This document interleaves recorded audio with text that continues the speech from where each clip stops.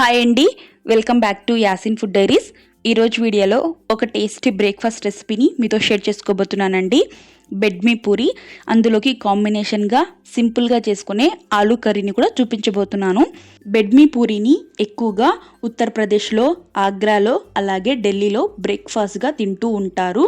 ఉత్తరప్రదేశ్లో one of the traditional recipe ఈ bed మీ పూరి అండి. మనం రెగ్యులర్గా చేసుకునే పూరిలాగే ఉంటాయండి. అయితే ఇందులోకి మనం సపరేట్గా స్టఫింగ్ని ప్రిపేర్ చేసుకోవాలి. రెగ్యులర్గా చేసుకునే పూరీలు ఎప్పుడు బోరింగ్గా అనిపించినప్పుడు ఇలా మనం డిఫరెంట్గా చేసుకొని తినేసేయచ్చు. బెడ్ మీ పూరీకి చాలా స్టోరీనే ఉందండి. బెడ్ మీ పూరీని మెయిన్గా ఇంకా ఫస్ట్గా చేసుకునే డిస్ట్రిక్ట్ వచ్చేసి మరేనా ఇన్ మధ్యప్రదేశ్ అండి. అలా స్లోగా ఆగ్రా, మధుర అండ్ అలాగే ఓల్డ్ ఢిల్లీలో బెడ్ మీ పూరిని ఫేమస్ డిష్గా పిలుస్తూ ఉంటారు. చెప్పుకుంటే చాలా స్టోరీనే ఉందండి.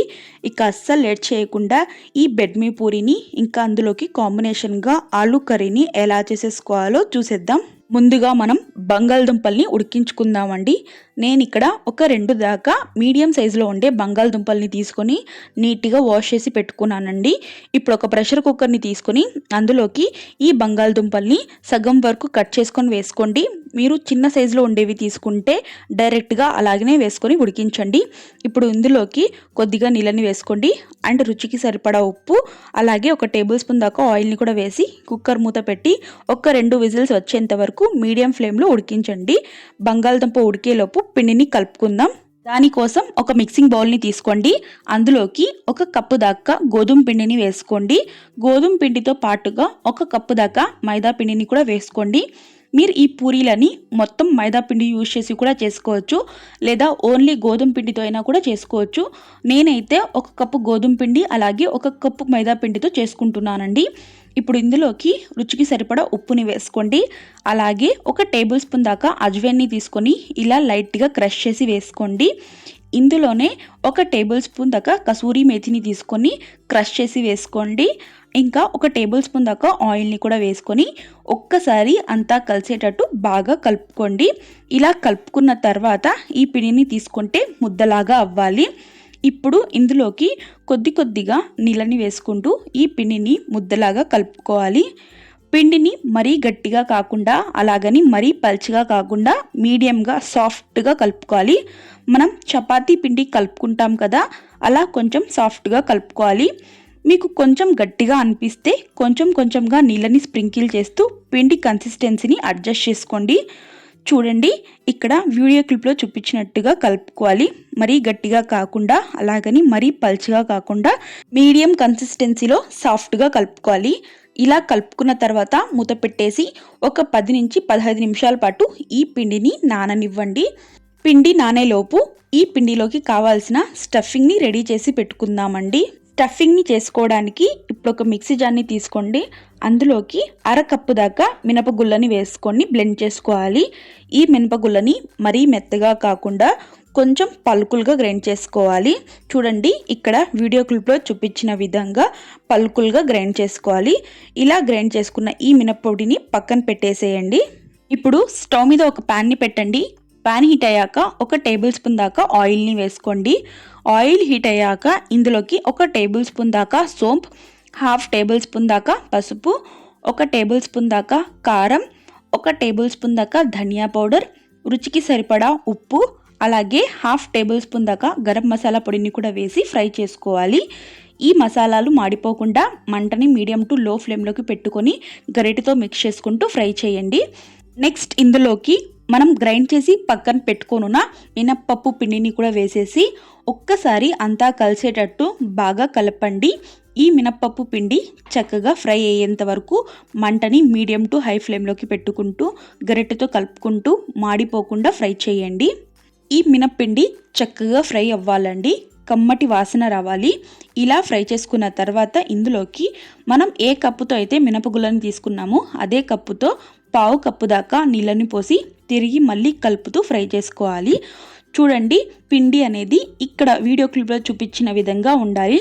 ఇలా స్టఫింగ్ని రెడీ చేసుకున్న తర్వాత స్టవ్ ఆఫ్ చేసేసి ఈ స్టఫింగ్ మొత్తాన్ని కూడా కంప్లీట్గా పూర్తిగా చల్లారేంత వరకు చల్లారనివ్వాలి. చూడండి, ఈలోపు బంగాళదుంప కూడా ఉడికిపోయాయి. ఇప్పుడు ఇందులో ఉండే వాటర్ని డ్రైన్ అవుట్ చేసేసి బంగాళదుంప పైన ఉండే తోల్ని పీల్ అవుట్ చేసేసి ఒక బౌల్లోకి ట్రాన్స్ఫర్ చేసి ఈ బంగాళదుంపల్ని పక్కన పెట్టేసేయండి.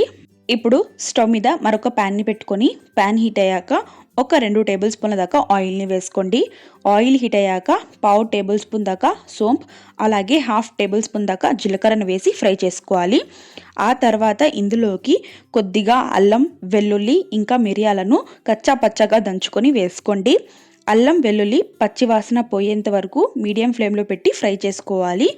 వన్స్ ఇలా ఫ్రై చేశాక ఇప్పుడు ఇందులోకి హాఫ్ టేబుల్ స్పూన్ దాకా పసుపుని వేసుకోండి. ఇందులోనే ఒక టేబుల్ స్పూన్ దాకా ధనియా పౌడర్, ఒక టేబుల్ స్పూన్ దాకా కారం, రుచికి సరిపడా ఉప్పు వేసేసి ఫ్రై చేయండి. మంటని మీడియం ఫ్లేమ్లో పెట్టి గరిటెతో కలుపుకుంటూ ఈ మసాలాని ఫ్రై చేసుకోవాలి. మసాలాలు మాడిపోకుండా ఇందులోనే కొద్దిగా నీళ్ళని వేసి ఫ్రై చేసుకోండి.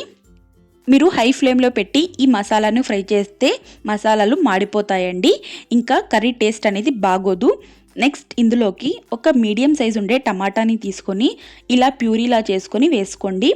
టమాటా ప్యూరీ పచ్చి వాసన పోయేంత వరకు ఇంకా ఆయిల్ సపరేట్ అయ్యేంత వరకు మీడియం ఫ్లేమ్లో పెట్టి కలుపుకుంటూ ఫ్రై చేయండి. ఇలా మసాలా నుంచి ఆయిల్ సపరేట్ అయిన తర్వాత ఒక్కసారి అంతా కలిసేటట్టు బాగా కలుపుకోండి.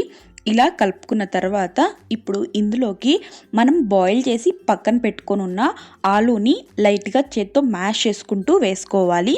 ఆలు వేసాక ఒక్కసారి అంతా కలిసేటట్టు బాగా కలుపుకోండి.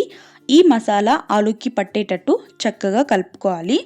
ఇలా కలుపుకున్న తర్వాత ఇప్పుడు ఇందులోకి కొద్దిగా నీళ్ళని వేసి కలుపుకోండి. అంటే ఒక అరకప్పు నుంచి 1/4 కప్పు దాకా నీళ్లు పడతాయండి. మీ గ్రేవీ కన్సిస్టెన్సీని బట్టి వాటర్ని వేసుకోవచ్చు. ఒకసారి అంతా కూడా బాగా కలుపుకొని మూత పెట్టి మీడియం ఫ్లేమ్లో ఒక 5 మినిట్స్ పాటు కుక్ చేయండి. ఇలా ఒక 5 మినిట్స్ కుక్ చేసుకున్న తర్వాత మరొకసారి అంతా కలిసేటట్టు బాగా కలుపుకోండి. మీరు గ్రేవీ కన్సిస్టెన్సీని కూడా చూసుకోండి. మీ కన్సిస్టెన్సీ కనుక పర్ఫెక్ట్గా సరిపోతే టేస్ట్ చూసుకొని, సాల్ట్ సరిపోకపోతే సాల్ట్ని కూడా అడ్జస్ట్ చేసుకోండి. అలాగే హాఫ్ టేబుల్ స్పూన్ దాకా గరం మసాలా పొడి, ఇంకా ఒక 2 టేబుల్ స్పూన్ల దాకా కసూరి మేతిని లైట్గా క్రష్ చేసి వేసి మరొకసారి అంతా కలిసేటట్టు బాగా కలుపుకోండి.